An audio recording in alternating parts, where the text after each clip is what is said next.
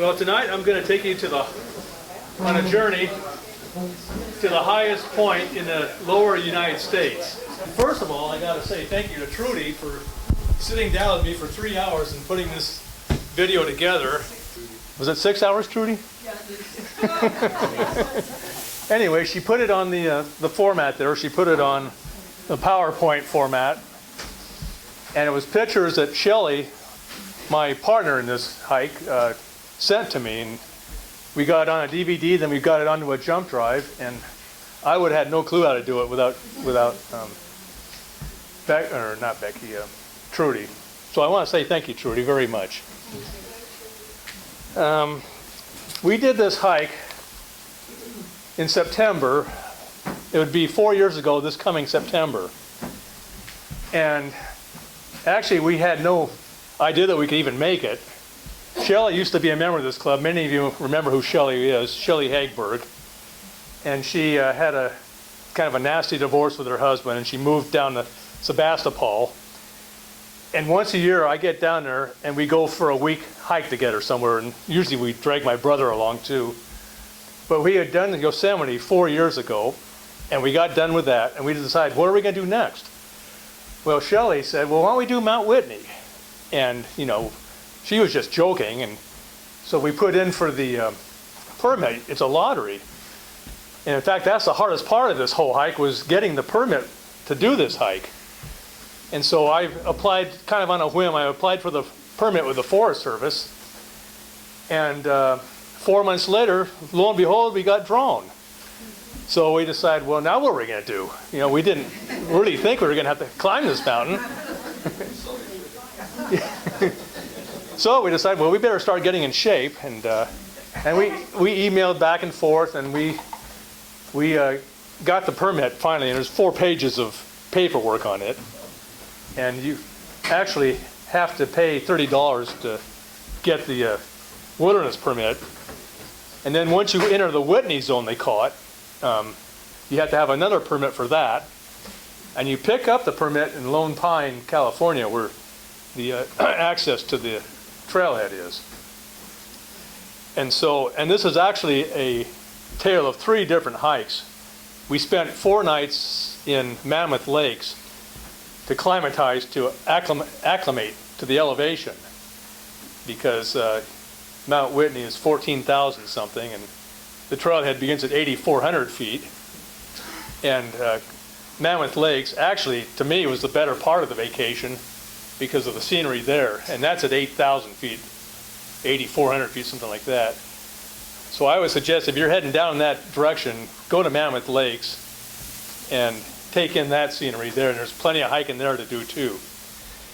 So I got some facts here on Mount Whitney that Trudy downloaded for me, and I'll read them to you. Mount Whitney is the tallest mountain in the lower 48 states, rises like the phoenix from the western rim of the Great Basin Desert of California. At an elevation of 14,495 feet, Whitney looms high above Death Valley, the lowest point in North America, at 262 feet below sea level, and they're less than 100 feet or 100 miles apart. So you're going from the lowest point in the U.S. to the highest point in 100 miles. Located within the Sierra Nevada mountain range of Sequoia National Park, Mount Whitney is situated on the east side of the Great Western Divide, a chain of mountains that runs north-south through the center of the park, and is therefore not visible from any roads to the west. But Mount Whitney can easily be viewed from nearby Lone Pine, California, on U.S. Highway 395, which runs north-south along the eastern foot of the Sierras. Mount Whitney is the most frequently climbed mountain in the Sierra Nevadas and perhaps the entire U.S. The summit can be reached most directly via a 10.7-mile trail from what they call the Whitney Porto Campground, 13 miles west of Lone Pine. The total elevation gain from Whitney Porto to the summit is 6,000 feet. So, okay, you can go on to the next one. Okay, this is how you get down to Mount Whitney. I left Portland, drove down I-5, and I stayed in Willows the first night. which is about 500 miles from Longview. Nice little town. Maybe some of you have been through Willow. Right on the freeway. It's got a very nice Motel 6 there. And then the next day I drove down to Sacramento where I picked up Shelley, and she was staying at her sister's house. From there we headed out Highway 50 south of Lake Tahoe, down the Highway 395, and then south down from there to Mammoth Lakes, which is, I can't hardly see that thing, but it's in there somewhere. So you can go on to the next picture.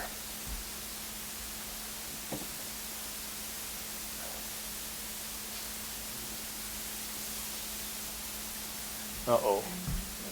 And you can see the distances we had to drive there. Oh, there you go. Can you go to the next picture?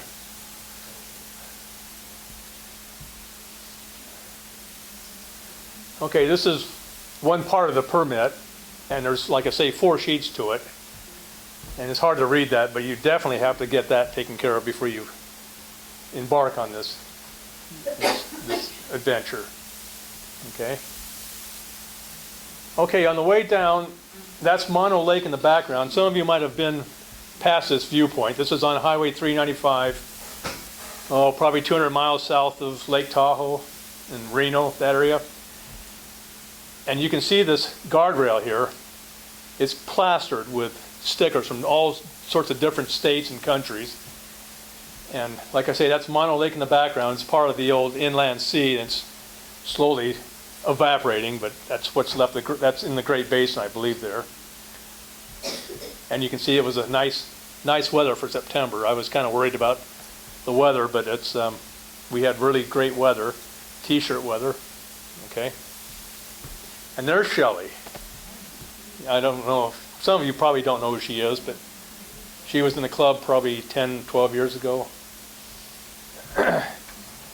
Okay. Now this is a lodge at Mammoth Lakes. We were there in September, and it's actually the off season there. And this place here, we had a 2-bedroom condo, really nice, for like $115 a night. And the whole city was almost deserted. There was nothing but lodges up and down these streets. And they have what's called Mammoth Mountain there, which is a ski resort area. And that's, I guess, the main season is in the winter there. And like I say, we were getting this place for half price, believe it or not. And we would go for walks, and this is up at 8,000 feet or better. And we would go for walks, and we'd run into literally nobody in that area. So if you wanted to go down there and vacation, this would be the time to do it. Okay, you can go to the next picture. And this is inside the lodge here. You can see how nice it is in there. And there's Shelley. And we did actually 2 hikes in this 4 days we were there. One is this one here. And this is another picture. You can see the nice pine trees there and the junipers. And this is the John Muir Wilderness, Inyo National Forest. And this elevation here is probably about 9,000 feet. And we were both having, a little bit of a problem breathing in that thin air, but after 4 days you get kind of used to it. This is the Agnew Meadows Trail, by the way, and it's okay. There's Shelley again. Okay, now this is the trail that we were on. It headed up the middle fork of the San Joaquin River, and it was probably about 80 degrees or 85 degrees there. And we would run in the pack mules, people from the Forest Service with these long trains of mules packing into the backcountry. This is a massive, massive wilderness area back in here. And so we hiked up this trail probably 4 miles, okay?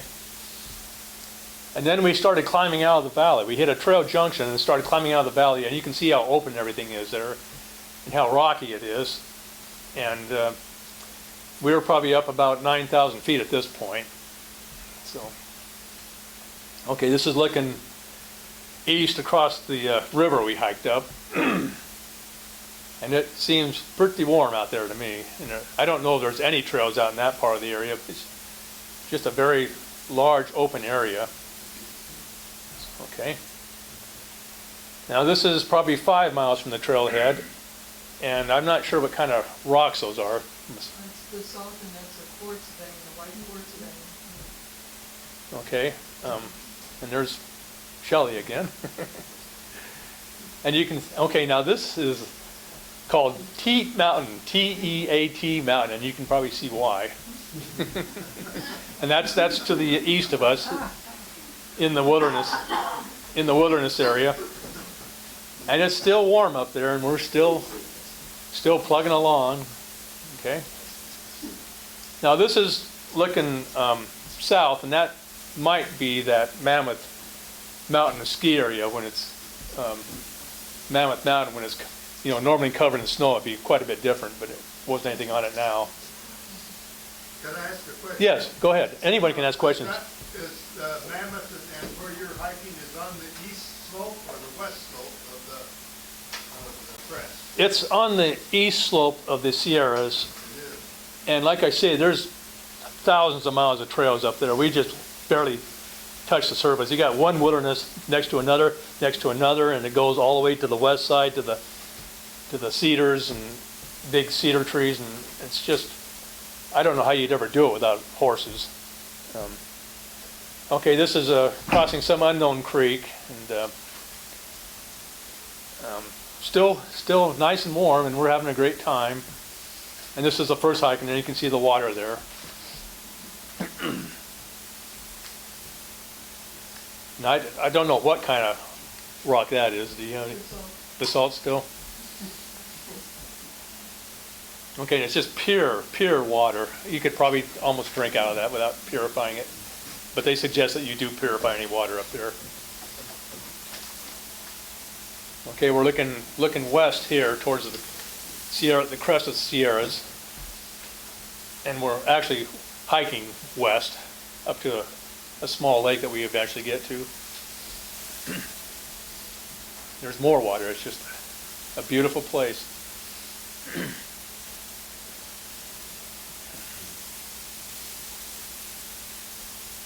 Okay.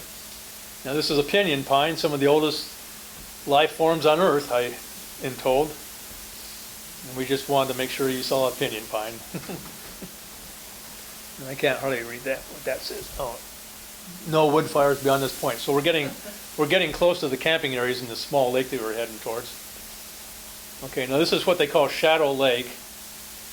And we met no one else up in this area. It was just so remote. Okay, this is, and I can't pronounce that, Ediza Lake with Ritter Range in the background. And those are some of the Sierras there. This is Mount Ritter. Those are granite. Mm-hmm. Now we've probably hiked about 6 miles at this point, and we're up, I would guess, 10,000 feet. And somewhere back in the background, the crest trail crosses going north-south in there somewhere. Well, we never made it that far, but you can see how scenic it is there. It's just mind-boggling how beautiful that area is. And there's still a little bit of snow up there. And this is what's called the Minarets.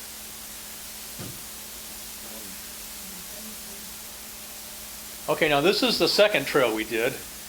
This is probably our third day at the lodge, and we went up to the end of the road, and we're going north on this trail, and it's called the Duck Lake Trailhead, and it crosses, I don't know what the creek is we're crossing there, but a bridge you can ride horses across apparently. And there's the awesome Shelley again. And there she is again. And now we're heading up, we're kind of just getting above the tree line, and we're heading towards Duck Lake, they call it, and Duck Pass. Duck Pass, okay, it's up here in the tree somewhere, it's Duck Pass. And we're probably 5 miles from the trailhead at this point. Okay, now we're looking north, back towards the little town of Mammoth. And this is what we come up past, and these are just beautiful lakes.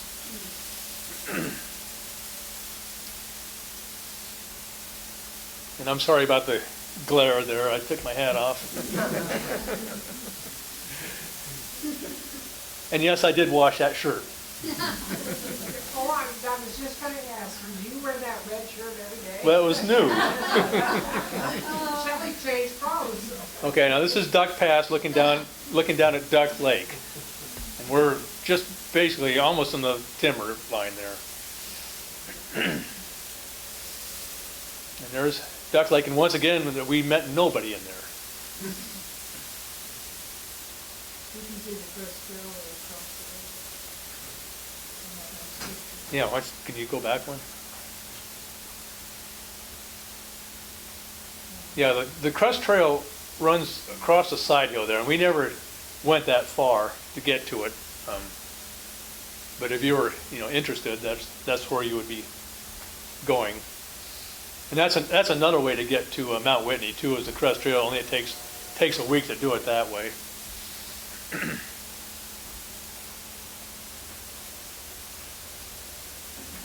Okay, and this is where we turned around for our second hike. And this is where we ate lunch. Okay, actually, this is another place back at the trailhead that Shelley hiked by herself. I was starting to get kind of woozy, to tell you the truth. And I stayed back at the condo, and Shelley went out hiking by herself and did this Crystal Lake Trail. And that's Crystal Lake there. I don't think it's more than 3 or 4 miles to get to that lake. And she claims she saw a bear on that trail. We knew on the wall, yeah. I had no pictures. I had no pictures. It was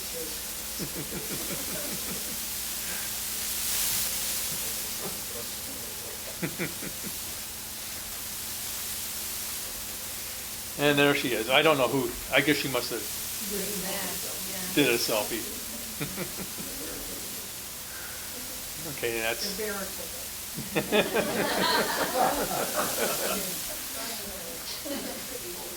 it. Now this, I believe, is called Crystal Lake.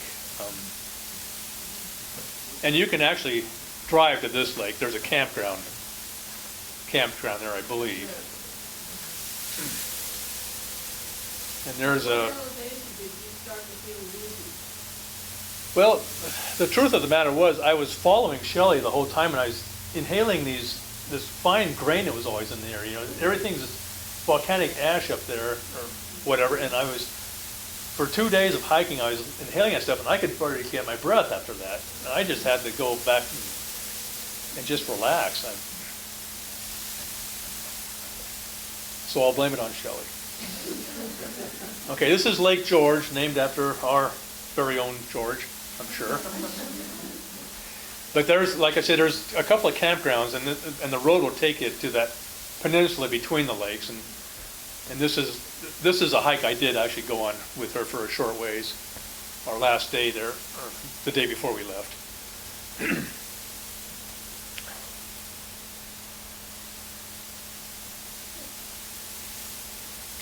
Okay, and I believe that's Crystal Peak. Well, the next picture will, Crystal Crag. Did you climb that? No, we didn't climb that. And there's Shelley again. So Bruce, Yes. did you take most of these pictures, or were they both? Shelley took the pictures, and the ones I took, my camera wasn't working, so they came out kind of blurry. So I was kind of disappointed about that. So these are very good. Very good. Well, I'll let her know. And she sent, like I say, she sent them down to me, and Trudy got them into this format. Okay, we're moving on to Mount Whitney. So we've spent 4 days there at Mammoth Lakes. And we're ready to go. We're acclimated, and we're looking forward to our main adventure. And why don't you move back that one? I got to talk about that motel. This is in the town of Lone Pine. Some pretty good rates there, and this is where John Wayne used to stay when he was filming movies down there with his with some of his crew, and they had a life-size picture of him inside a cutout of John Wayne in the lobby there, and we should have taken a picture of that. But this is where we stayed for 2 nights because this is where we picked up our permits for one thing, and this is where we would get to the trailhead the next day. So we wanted to be in the trail by 4 in the morning to get up to Whitney before the lighting started up. And so we figured, well, we'll go to bed early. So Shelley plops down in her bed, and she's got all her hiking clothes on. She's put these 2 cups over her eyes. She's got earplugs. I think she even took a sleeping pill. And this is like 7 o'clock at night. It's 90 degrees outside, but we had an air conditioning going inside. And so I thought, well, I'm not really that tired. So I turned on TV, and it was Monday Night Football. So, so I watched football while she was over there trying to sleep. And then finally, after about halftime, I said, well, I better go to sleep. So I didn't have all the gear she had. I just went to sleep. But she told me before she went to sleep that she had called the front desk to wake us up. And I figured, well, the trailhead is like half an hour away from where we're at there. So she would get us up at 3:30. Well, she told them to call us at 2 in the morning. And I said, 2 in the morning? What the hell? And she said, well, I got to get ready. And she was and she was ready when she went down to sleep. So from about midnight on, I kept waking up, waiting for the phone to ring. And sure enough, at 2 in the morning, it rang, and we got up, and we got going. So anyway, just across the street from that motel is where the road up to Whitney Portal is. Now I got some stuff here. This is the trail. Just a little bit. Right there is Whitney Portal, the nicest Forest Service campground you're ever going to see. Big pine trees, a nice creek flowing through it, and it's big boulders of granite in the campground. I would highly recommend camping there if you were ever down that area, or just driving up and taking a look. I believe there's a store there. It's the end of the road, and it's 8,400 feet, and that's where the trailhead is. And so we got up there at about 4 in the morning, and it was pitch black. I have never seen anything so black in all my life. And we could hardly find a parking spot. Huge parking lot, full of cars, people already ahead of us going up the trail. And so we found a spot, and we put our gear on in the dark, and put our little headlamps on, and started up the trail. The trails, and right at this trailhead, there's a scale there to weigh your packs on, to make sure you're not packing too much stuff in. And so we didn't check that. We were taking what we were going to take, and a lot of it was water. And we got up the trail about a quarter mile, and we got into this clearing, and I looked up, and I've never seen so many stars in all my life. It was just a picture perfect morning, dark, but you couldn't even pick the constellations out. There were so many stars up there. Just the whole sky. I've never seen anything like that in my life. So you can bring it down a little bit. Okay, right here. No, I think my clicker's going out. You can do this trail in sections, and they recommend that you camp overnight on the way up. They don't recommend you do it in one day like we did. They say you got to be really, really good shape, and I don't think we were really in good shape, but we did it anyway. But they have 2 places you can camp on the way up. And one place is at what they call Outpost Camp, which is right in here by Mirror Lake. And that's 3.8 miles in at an elevation of 10,360 feet. So you've gained about 2,000 feet to that point. And we were going up the trail in the dark with our headlamps, and I'd never done that before. We got to probably a quarter mile before Mirror Lake, and it was still dark, and we heard a guy ahead of us screaming. And we thought, what the hell is that? Very, very eerie. And I mean, there were people, you could see headlights going up and down the trail above you, or going up the trail above you in the dark. I mean, well, what that guy screaming at? Someone get hurt? So about 20 minutes later, we get up to this place here, and it's still pitch black, and there's about 4 or 5 people standing there on the trail. And we were thinking, oh God, someone got hurt, or someone had had altitude sickness or something. Well, what it was 3 bears were on the trail, and they wouldn't move. And the guy was screaming at the bears to move. And so we finally got enough people there that the bears finally slowly, and I never saw the bears, but you could look down the hill about 50 feet and see these 3 pairs of red eyes looking at you. And so we slowly got by, and I was at the end of the line by then. I thought, oh my God, this is not a good place to be. I'm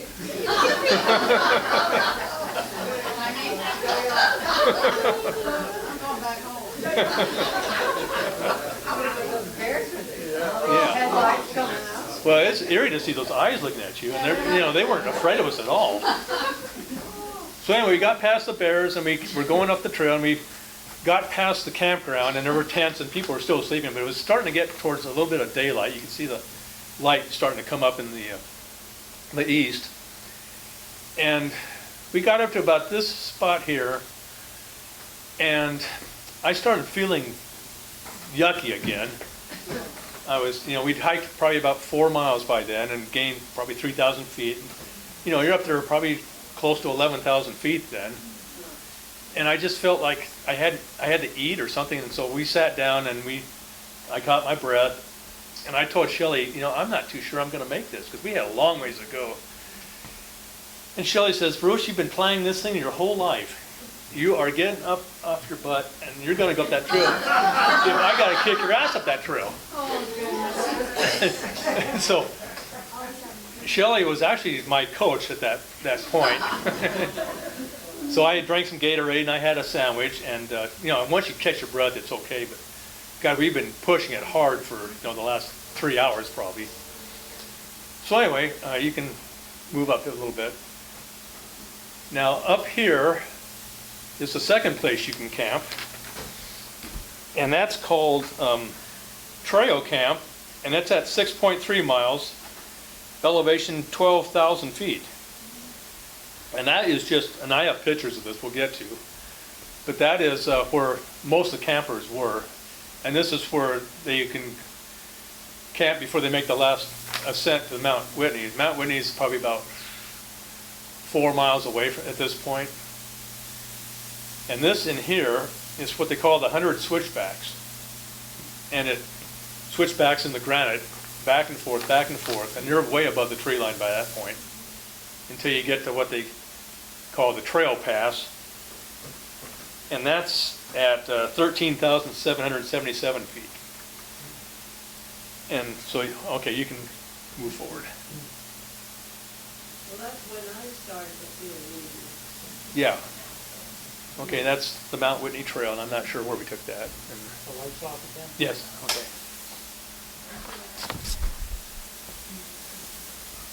okay. Okay, now this is looking down towards the first campground. This is kind of in there where we saw the bears, actually. And Shelley took this coming back down, so that's why it's daylight. But this is where we were coming through in the dark, and where we had the bears blocking the trail for us.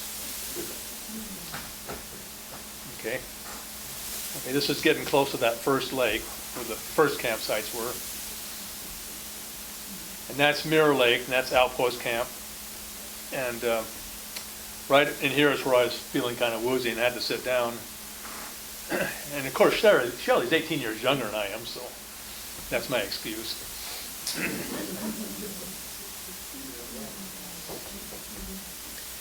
Okay, now this is probably 4 or 5 miles up the trail when you enter what they call the Whitney zone, and that's where you have to have a special permit. So, and Shelley's looking very good there, very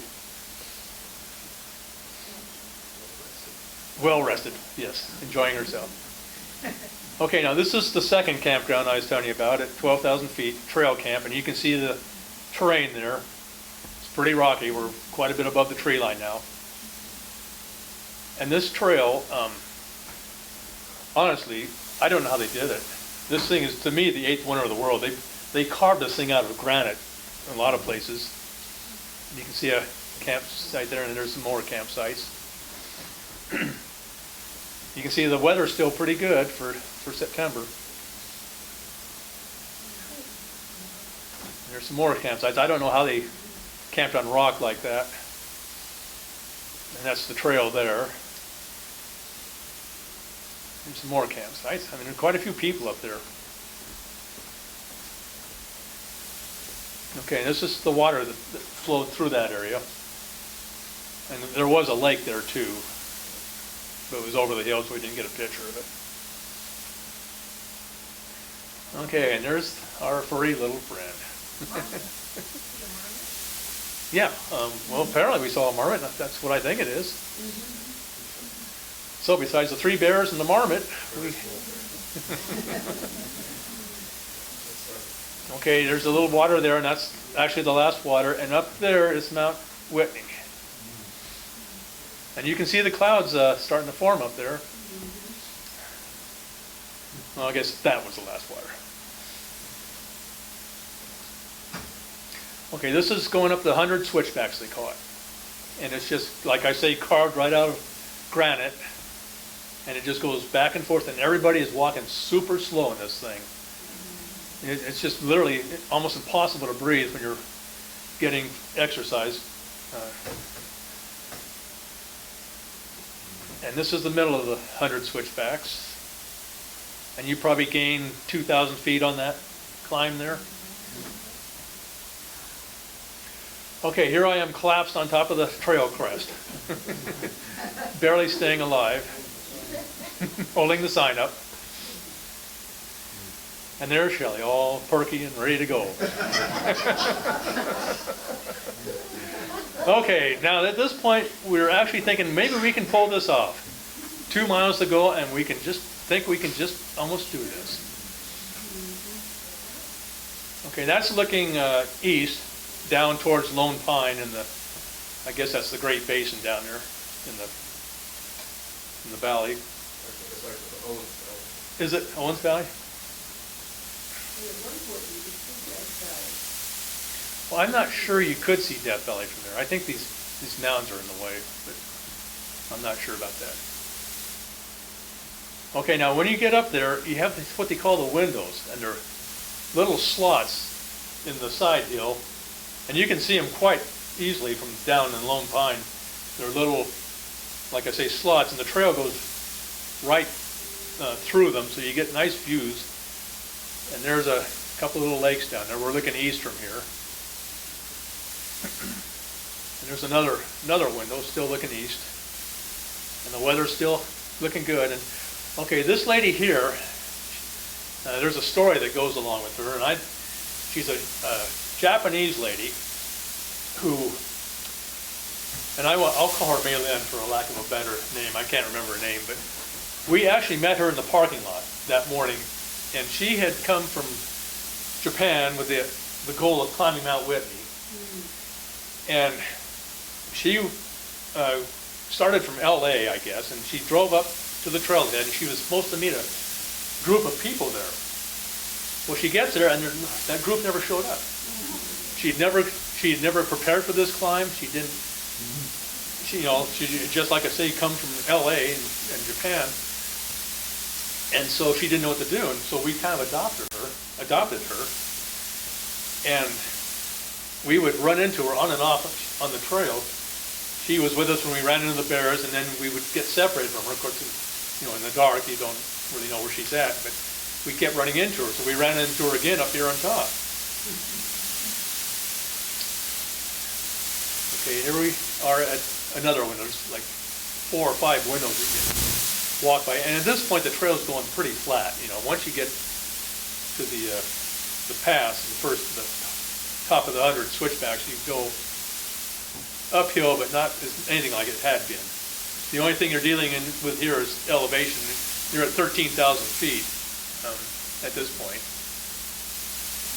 Okay, you can see the windows in this view here. This is taken from the 100 switchbacks, I believe. And these things are what they call the windows. And I believe this is Mount Whitney there, I think. It's quite a pile of rock.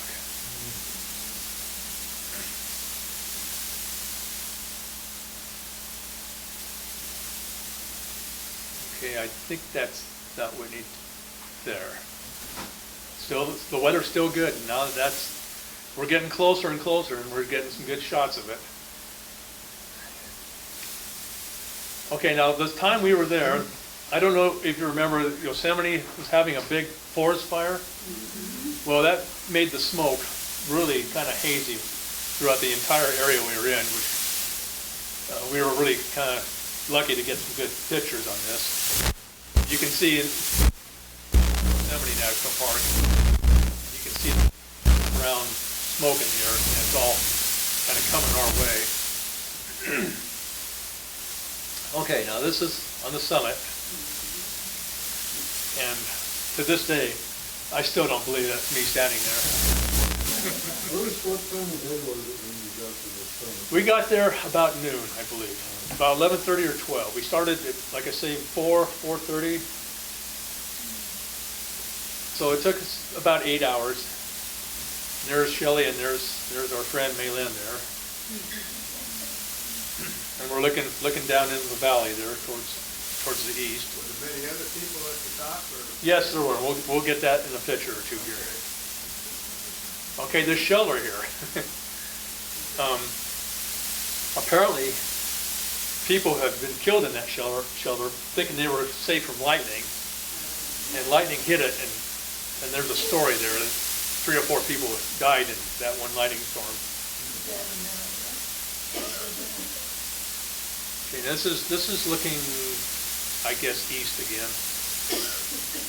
You can see how we drove up this valley, and we hiked up this valley, and then across. There's our friend Maylin again. Now this is looking, I believe, north or south. No, we're looking south there. And you wouldn't think there'd be that much room up there on top. All the views you see, it's like a pinnacle, but you come in from the backside, it's just moderate slope. And Shelley, we were all sitting there, and there's probably 20 or 30 people up there. We'll get a picture of that. Shelley goes over to the edge and screams, just like a primal, letting it all out, scream, and we're all looking at her like, what the? She's just letting out her bad marriage and all this stuff. So.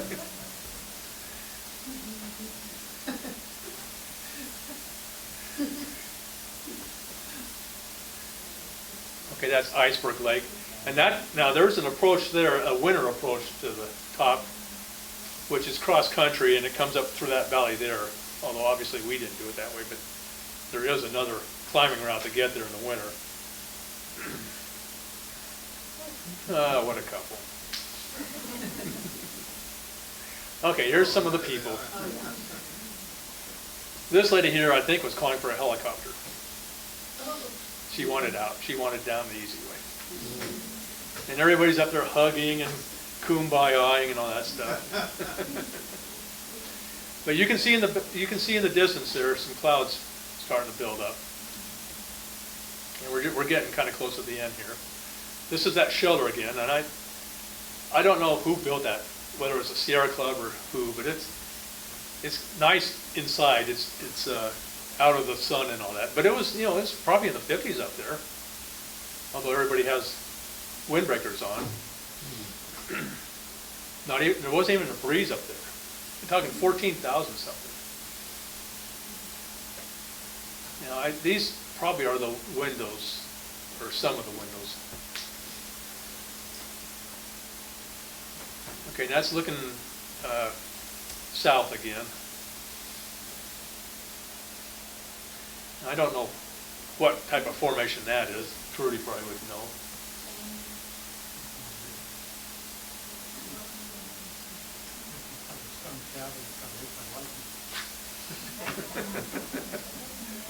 Now this is looking west, and somewhere down there, I believe the Pacific Crest Trail crosses, although I'm not sure. They might call it the John Muir Trail in there. That's where a lot of people come in from the other direction, which takes like I say, a week to get in there. You can see there's not a whole lot of vegetation up there.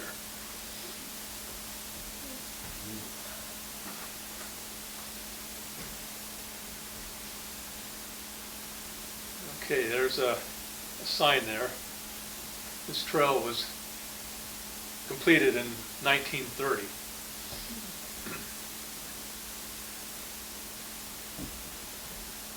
This is the highest trail in the United States, begun in 1928, completed in 1930. Probably I assume the CCC did it, but I don't know. And I like that elevation. They got it right down to the 0.811 feet. Thousandth of a foot. Okay, this is something, and the funny thing is, about the time we read this sign, you could hear rumbling starting up in the distance.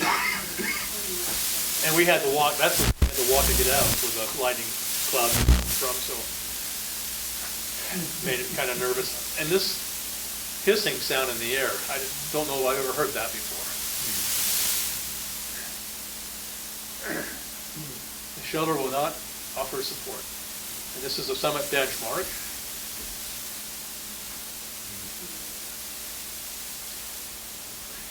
Okay, we're heading back down the trail and we're just almost done here. We're back down to vegetation and water, and the lightning, we've left the lightning behind us, and it was actually raining a little bit on us on the way back. But we're getting back down. We got probably 5 or 6 miles back to the car from this point. Was it pretty nice hiking down there? Well, to tell you the truth, I was getting kind of burned out by then. Now this is down there in the area where we saw the bears and the first camping area. Now this is just about 4 miles from the car. It's getting a little bit dark and you can see the lightning cloud out there. This is looking to the east of us. And I believe this is, oh, that's it. I'm sorry we didn't get more pictures. So, the question I have is, does anyone want to go on this? They can talk to me. Are you going to lead it? Is that it? I'll show you how to get there.